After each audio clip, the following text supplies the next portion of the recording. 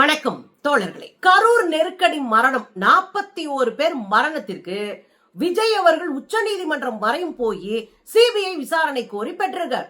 இப்போ சிபிஐ விசாரணை மிக ஜரூரா நடந்துட்டு இருக்கு, வேகமா நடந்துட்டு இருக்கு. பலரும் விசாரணை வளையத்திற்குள் வைக்கப்பட்டிருக்கிறாங்க. இன்றைக்கு விசாரிப்பதற்காக தமிழக வெற்றி கழகத்தினுடைய தலைமை அலுவலகத்துக்கு சிபிஐ டீம் வந்திருக்கு.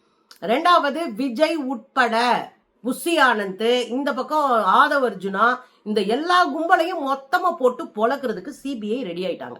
இன்னொரு பக்கம் ஆதவ் அர்ஜுனாவுடைய நண்பர் ராம்குமார், அவருடைய நிறுவனத்துல பணிபுரிகிறாரு. அவரும் இந்த பிரச்சார பயணத்துல வேலை பார்த்திருக்காரு. சிபிஐ விசாரிக்க போற தெரிஞ்சு ஓடி ஒளிஞ்சிருக்கிறாரு மனுஷன். இது எல்லாம் தாண்டி 306 பேருக்கு சம்மன் அனுப்பி கடுமையான விசாரணையில இறங்கியிருக்கு சிபிஐ. என்ன நடக்குது உங்களுக்கு தெரியுங்க. 27ஆம் தேதி செப்டம்பர் மாசம் கொடூரமான மனித வரலாற்றுல திரும்ப நடக்கவே கூடாத ஒரு சம்பவம் நடந்துச்சு. 41 பேருடைய மரணம். 10 குழந்தைங்க, சின்ன சின்ன குழந்தைங்க, 2 வயசு 1.5 வயசு குழந்தைங்க எல்லாம் செத்து போச்சு. ஒரு பேர் இழப்பை ஒரு 42 குடும்பங்கள் சந்திச்சிருக்கு. ஏன்னா அதுக்கப்புறம் 3 நாள் கழிச்சு ஒருத்தர் இறந்தாரு. 42 பேர் செத்து போனாங்க. இதுல 100க்கும் மேற்பட்டோர் கொடூரமாக நெஞ்சு எலும்பு உடஞ்சு ஈரல்ல குத்தி செத்தாங்க. போஸ்ட்மார்ட்டம் ரிப்போர்ட் கடூரமா அதை சொல்லுது. நெஞ்செலும்பு உடஞ்சிருக்கு, அது உள் உறுப்புகள்ல பாஞ்சு செத்துருக்காங்க நிறைய பேரு. அதனால மூச்சு திணறல ஏறி மிதிச்சாங்க. நம்ம பார்த்தோம். உயிர் அங்க பூசலாடி கட்டையா கிடக்குறாங்க. அவங்களை காப்பாத்தாம பாட்டிலுக்கு 10 ரூபா பாடிட்டு தெரிஞ்சவர் தான் விஜய். அதையும் நம்ம பார்த்தோம்.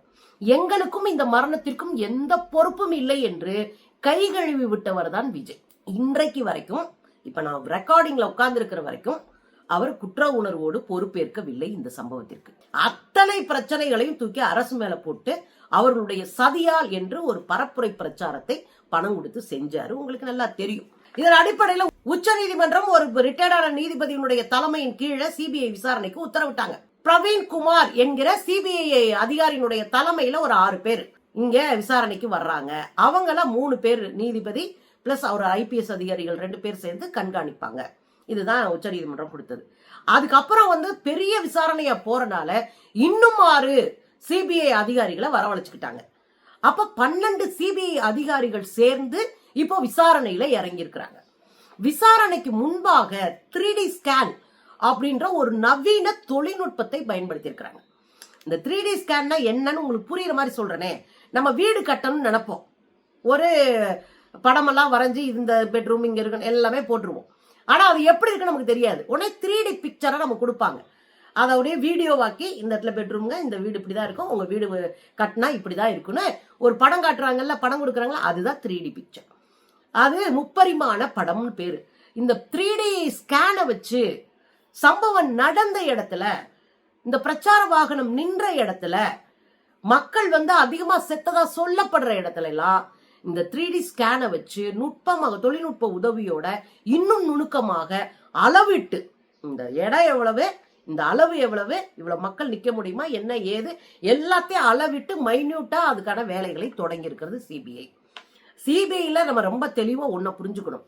சிபிஐல இருக்கிறவங்க எல்லாம் விசாரணையில திறமையானவங்க. ஏன்னா அவங்க பறந்துலாம் சண்டை போட மாட்டாங்க. சினிமால வர்ற மாதிரி போலீஸ்காரங்க சிபிஐ அதிகாரிகள்லாம் பறந்து சண்டை போடுவாங்களா, அப்பெல்லாம் போட மாட்டாங்க. அவங்களாம் சாதாரண ஆளுகளா இருப்பாங்க.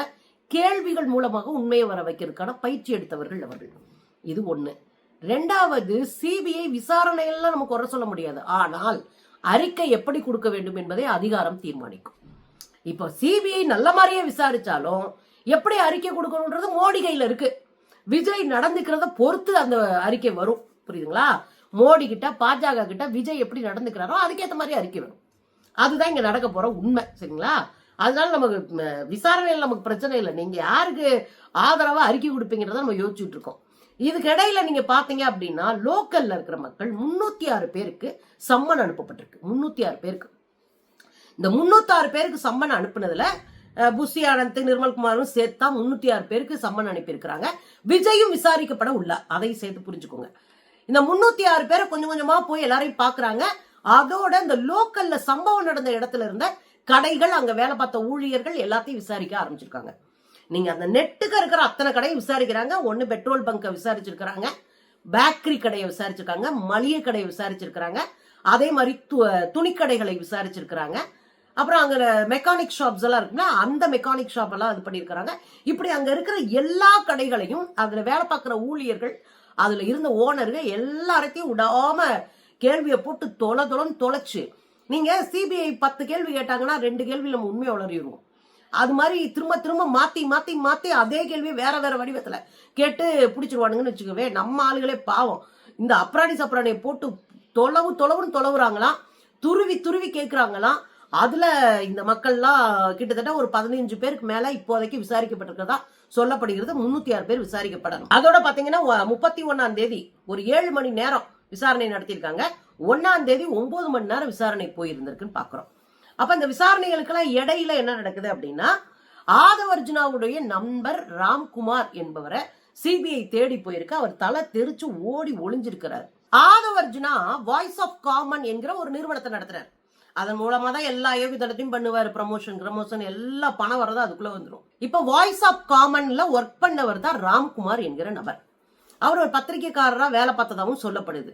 இந்த வாய்ஸ் ஆஃப் காமன்ல வேலை பார்த்த ராம்குமார் தான் இங்க கரூர்ல போய் தங்கி வேலைகளை பார்த்திருக்காரு. ஆதவர்ஜுனா தான் தாவேகாவினுடைய பரப்புரை பிரச்சாரத்தினுடைய செயலாளரா இருக்காரு. ஒரு பரப்புரை எப்படி பண்ணணும், எங்க என்ன பண்ணணும், எதை செய்யணும் அப்படின்னு பிரச்சாரத்தை தெளிவுபடுத்துகிற திட்டமிடுகிற ஒரு வேலைக்கு செயலாளர் யாருன்னா ஆதவர்ஜுனா தான். அதனாலதான் நம்மள புடிச்சிருவாங்க டெல்லியிலே போய் மல்லாக்கப்படுத்து அமித்ஷா வீட்டுக்கு முன்னாடி கூர்க்கா வேலை பார்த்தாரு நம்ம அண்ணன். இதெல்லாம் ஒரு பக்கம் இருக்கட்டும். இந்த ஆதவர்ஜுனாவினுடைய நண்பர் ராம்குமார் இருக்காருல, அவர் கரூர்ல தங்கி வேலை பார்த்திருக்காரு. இப்ப அவர் தங்கி இருந்த வீடு அட்ரஸ் எல்லாத்தையும் எடுத்துட்டு சிபிஐ போகுது. போனா பெரிய பூட்டை போட்டு வச்சிருக்கிறாரு ராம்குமார். அப்புறம் மேல வீடு மாடி வீட்டுல குடி இருக்கிறவங்க, அக்கம் பக்கத்துல இருக்கிறவங்க, கடை கண்ணி எல்லாத்துல விசாரிக்கும் போது கரூர்ல சம்பவத்தன்னைக்கு பூட்டிட்டு ஓடினவர் தானா. அதுக்கப்புறம் ஆளு அட்ரஸே இல்ல சார், மெட்ராஸ் ஓடி போயிருப்பாரு சார் அப்படின்னு எல்லாரும் விசாரணையில சொல்லியிருக்காங்க. உடனே போனவங்க வீடு பூட்டி இருக்குன்றதுக்கு ஆதாரமா ஒரு போட்டோவை எடுத்துக்கிட்டு, கையில இருக்கிற செல்போன்ல ஒரு போட்டோ எடுத்துக்கிட்டு அங்க இருக்கிறவங்க எல்லாம் விசாரிச்சு முடிச்சுட்டு சென்னைக்கு இந்த ஆளை பிடிக்கிறதுக்குன்னே ஒருத்தரை அனுப்புறதுக்கான முடிவும் எடுக்கப்பட்டு இருக்கு. அப்படின்னா அந்த ஆள் எவ்வளவு முக்கியமான விஷயத்தை சொல்ல வேண்டிய இடத்துல நிறுத்தப்பட்டிருக்காருன்னு பாத்துக்கோங்க. அப்ப இதெல்லாம் தெரிஞ்சுதான் ஆதவர்ஜுனா நம்ம தான் பிரச்சாரத்தினுடைய செயலாளர். பாவம் புஷியானந்த போட்டு பொழந்துக்கு இருந்தாங்க. உண்மையில யார பொழந்திருக்கணும்னா பிரச்சார செயலாளர் தாங்க பிரச்சார பணியை மேற்கொள்றாரு. புஷியானந்த் பொதுச் செயலாளர், பிரச்சாரத்துல இருக்கிறது முதல் குற்றவாளியே. பாவம் மாவட்ட செயலாளர் கைது பண்ணாங்க, அங்க இருக்கிற நிர்வாகிகளை கைது பண்ணாங்க. முதல் கைதை யார பண்ணிருக்கணும், ஆதவர்ஜுனா. ஆனா ஆதவர்ஜுனா கோடீஸ்வரன், கார்பரேட் கிரிமினல், கார்பரேட் மாமனாரு, மோடிக்கே 1200 கோடி டொனேஷன் கொடுத்த ஒரு கம்பெனி வச்சிருக்கிறவங்க. இந்த கும்பல் நீங்க அவ்வளவு ஈஸியா கைது பண்ண முடியுமா? நம்மளா தெருவில் போய் நின்றுட்டு போராட்டம் இருக்கு. அவன் கார்பரேட்காரன், அவன்லாம் தொடக்கூட முடியாத அரசாங்கத்தால. அவன் தெளிவா ஆளுகளை வச்சு ஆஃப் பண்ணிடுவான், யார் யாருக்கு எதை கொடுக்கணுமோ அது. அதனாலதான் போய் டெல்லியில படுத்துட்டான். 16 நாள் வாயே திறக்காம டெல்லியில ஓடி ஒளிஞ்சுக்கிட்டதுக்கு பின்னாடி இருக்கிற அரசியல் இதுதான். சரி, இதெல்லாம் முடிஞ்சிச்சுங்க. இன்னைக்கு பனையூருக்கு சிபிஐ வந்திருக்காங்க. பனையூர் வந்தோடனே பரபரப்பாயிருச்சு. தமிழக வெற்றி கழகத்தினுடைய பனையூர்ல இருக்கிற தலைமை அலுவலகத்துக்கு சிபிஐ வந்திருக்கு. ஏற்கனவே சிபிஐ என்ன முடிவு பண்ணிருக்காங்கன்னா, விஜய், அப்புறம் ஆதவர்ஜுனா, நிர்மல்குமார், அப்புறம் புஷி ஆனந்த், இவங்க எல்லாரையும் விசாரணை வளையத்திற்குள் சிபிஐ கொண்டு வந்திருக்கிறது. இங்க வேணா சமூக வலைத்தளங்கள்ல வேணா பொய்ய அடிச்சு விடலாம், எங்க அண்ணன் யோகியரு, அவரை சிபிஐ எல்லாம் விசாரிக்காதுன்னு. ஒன்னு தானே அங்க தலைவர், அந்த கட்சியினுடைய தலைவர் விஜய் தானே, அவரையும் விசாரணை வளையத்திற்குள் கொண்டு வருவதான சட்டம். ஏன்னா விஜய் சட்டத்திற்கு அப்பாற்பட்டவரா? அப்படிலாம் இல்ல. அப்ப அவரையும் விசாரணை வளையத்துக்குள் எடுக்க போறாங்க. இதுக்கு இடையில இந்த பிரச்சார வாகனத்தில் இருக்கிற சிசிடிவி ஃபுட்டேஜ் கேட்டு இன்னைக்கு வந்திருக்கிறாங்க பாருங்க. சென்னை கிழக்கு கடற்கரை சாலையில் அமைந்துள்ள தமிழக வெற்றி கழகத்தின் தலைமை அலுவலகத்தில் சிபிஐ அதிகாரிகள் விசாரணை மேற்கொண்ட சம்பவம் பரபரப்பை ஏற்படுத்தியுள்ளது. பாத்தீங்கல்ல, உள்ள போயிருக்காங்க, 1 மணி நேரத்துக்கு மேலாக பேசி இருக்கிறாங்க. என்னென்னலாம் ஆதாரங்களை இவங்க கொடுக்கணும்னு கேட்டிருக்கிறாங்க. அதுல வாகனத்துக்கு உள்ள இருந்த வெளியே இருந்த சிசிடிவி ஃபுட்டேஜஸ் 3 நாளைக்குள்ள ஒப்படைக்கணும்னு இருக்காங்க.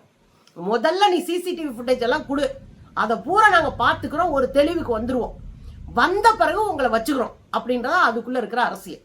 அப்ப முதல்ல ஆதாரங்களை இப்ப திரட்டிட்டே இருக்காங்க. ஏற்கனவே இங்க வந்து 1 மேன் கமிஷனா பார்த்துட்டு இருந்த அந்த அம்மா எடுத்த ஆதாரங்கள், அதே மாதிரி எஸ்பி அஸ்ராஹாருக்கு வந்து எடுத்திருந்த ஆதாரங்கள் எல்லாமே ஒப்படைச்சாச்சு.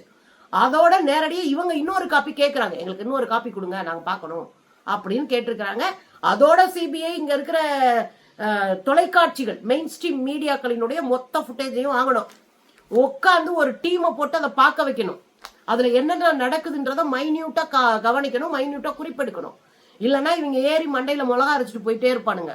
ஏன்னா காசு இருக்கு, செல்வாக்கு இருக்கு, தற்கூரிகள்னு ஒரு கூட்டம் இருக்கு, என்ன வேணாலும் செஞ்சுட்டு போகலான்னு அதுங்க பாட்டுக்கு போயிடும். சட்ட பிரகாரம் அவங்களை பிடிக்கணும், ஒரு வளையத்துக்குள்ள கொண்டு வரணும்னா இதெல்லாம் பார்த்து முதல்ல சிபிஐ ஒரு தெளிவு வரணும். அதனாலதான் போய் இன்னைக்கு விசாரிச்சிருக்கிறாங்க. நிர்மல்குமார் தான் அதெல்லாம் விசாரிச்ச பிறகு வெளியே வந்து என்னையா நீங்களாம் விசாரணை வளையத்துக்குள்ள இருக்கீங்கன்னு கேள்வி கேட்டா ஒரு பதில் இல்லை. எங்களுக்கு வந்து டாக்குமெண்ட் கேட்டிருக்கிறாங்க, ஆதாரம் கூட சொல்லல, டாக்குமெண்ட் கேட்டிருக்காங்க, அதை 3 நாள் 4 நாள் கொடுக்கலான்னு இருக்கோம். ஆதாரம் கேட்டிருக்காங்க. ஏங்க விசாரணை வளையத்துக்குள்ள விஜய் இருக்காரா, உங்களை எல்லாம் எப்ப விசாரிப்பாங்க, எதுக்குமே பதில தெரிஞ்சு ஓடுறோம் பாருங்களேன்.